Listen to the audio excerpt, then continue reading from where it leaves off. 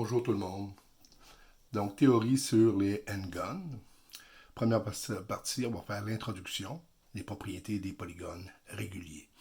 Alors, les vidéos, vous allez uniquement voir les calculs, les calculatures que je vais faire. Quelquefois, des fois, je vais vous montrer d'autres affaires, mais là, pour l'instant, c'est comme ça qu'on va fonctionner. Alors, premièrement, les propriétés des polygones réguliers. Premièrement, ils ont tous des côtés isométriques. Donc, tous les côtés ici sont tous isométriques. Ici, on a un pentagone. Oups, je me suis trompé.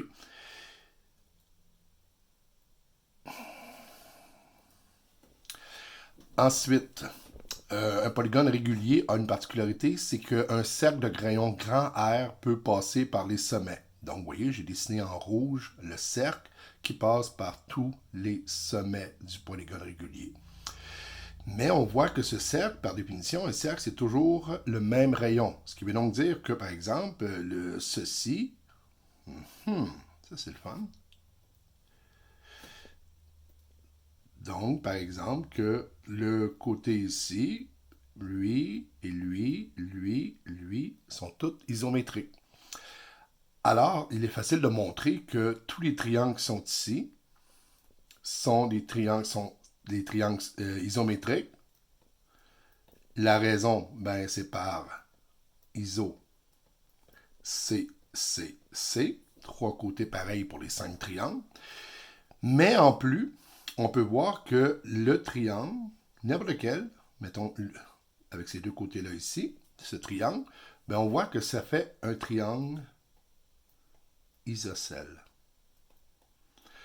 Donc, finalement, un polygone régulier à n côtés, ben, c'est en réalité un polygone qui possède seulement des triangles isocèles.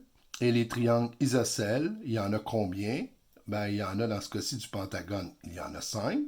Mais dans un n-gone, donc un polygone à n côtés, j'aurais donc n triangles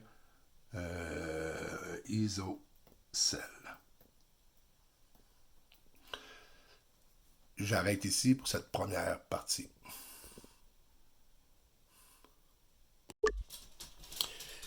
Maintenant, troisième propriété, on peut aussi tracer un cercle à l'intérieur du polygone. Celui-ci, le rayon du cercle tiers, correspond à ce qu'on a appelé en secondaire 1 l'apothème.